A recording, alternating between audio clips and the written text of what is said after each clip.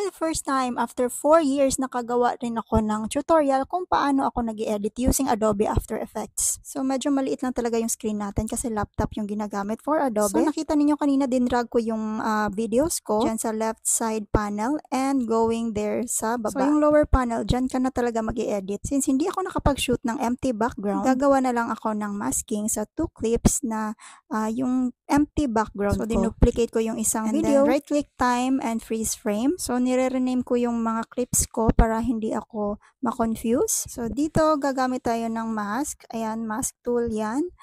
Imamask lang natin yung area na walang tao or walang image ko. So, ilalagay natin siya sa bottom in preparation sa edit natin later. So, in-overlay ko yung isang left twin. Umpisahan natin siyang i-edit kung paano siya magiging invisible under hat. So, gagawa lang tayo ng mask and dapat natin siyang lagyan ng keyframe. Ibig sabihin, pag keyframe, tatandaan or magiging permanent yung pwesto na yan ng mask. Kumbaga, ilalock niya sa specific frame. So, sa next frame, ida-drag ko lang kung saan ko ika-crop yung image. So, kung makikita ninyo, yung bandang ibabaw lang ng hat yung kinakrop ko. Kasi yung lower image, wala namang tao or parts ng body ko ang makikita doon. So, nakikita nyo pa ako dyan kasi para mag-guide ako, pero ito talaga yung actual na composition. Pwede naman actually ito sa CapCut ka. So, yung hat na portion, mahirap yan i-mask using CapCut. Dinuplicate ko lang yung clip and dinilit ko yung mask para yung rotoscope effect yung gagamitin natin. Kita nyo yung red and green. Diba? Super dali na lang ng buhay because of rotoscoping. So,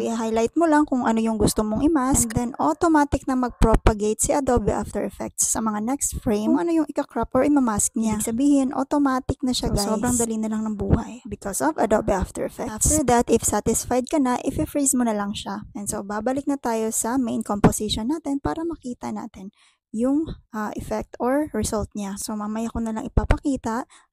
Gagawin muna natin or i-edit muna natin si right twin. So, same pa rin ang procedure. Dito, masking muna ang ginamit ko. Gumamit ako ng keyframes para ma-lock yung mga mask sa specific frame na gusto ko. Nag-duplicate ulit ako ng clip and then ni-remove ko yung mask effect para mag-rotoscope ako for the hat. And so, green to rotoscope and red naman yung delete mo yung part na ayaw mong masali sa image. I-freeze mo lang after niyang na-propagate. So, magta-take time talaga yung freezing niya.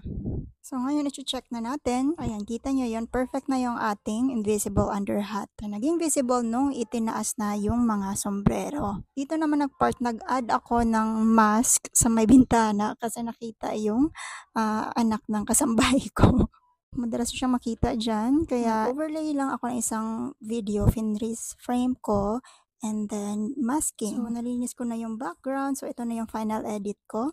After this, don't forget na i-save. Dapat sa umpisa pa lang sinave mo na yung composition mo. Kasi pag nawala, back to zero ka. So, paano ba i-save yung composition? Tap mo lang yung composition and add to render queue. So, mamimili ka lang kung anong file or folder mo siya isa-save. And then render. So, ang dali na lang kasi nasa same app mo lang siya i-export or i-save. Dati kasi meron pang Adobe Media Encoder. So, sa latest na versions ng mga Adobe After Effects, sa mismong app ka na mismo mag-export or mag-save ng composition mo. So, we're done. Thank you so much for watching. Till next edit tutorial!